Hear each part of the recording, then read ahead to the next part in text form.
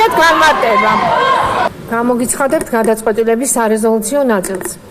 მოცემულ სისხლის სამართლის საქმეზე 2024 წლის 7 დეკემბრის განჩინებით ჯანუ არჩაიას, რუსლან სივაკოვის, ლუკა ჯაბუას, ანდრო ჭიჭინაძის, გურამ მირცხულავასა და ონისე ცხადაძის მიმართ და 2024 წლის 8 დეკემბრის განჩინებით რევაზ კიკნაძეს, ვალერი თეთრაშვილის, გიორგი ტერიშვილის, ირაკლი ქერაშვილის და სერგეი კუხარჩუკის მიმართ გამოყენებული აღკვეთის ღონისძიება პატიმრობა დარჩეს უცვლელი.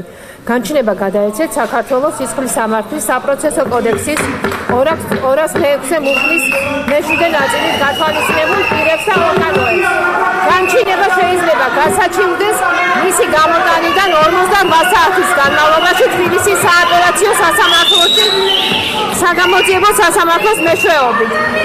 ვინაიდან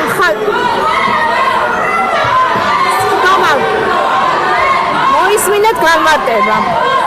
სხდომა დასრულებულია, კარგად ვცარდებოდეთ.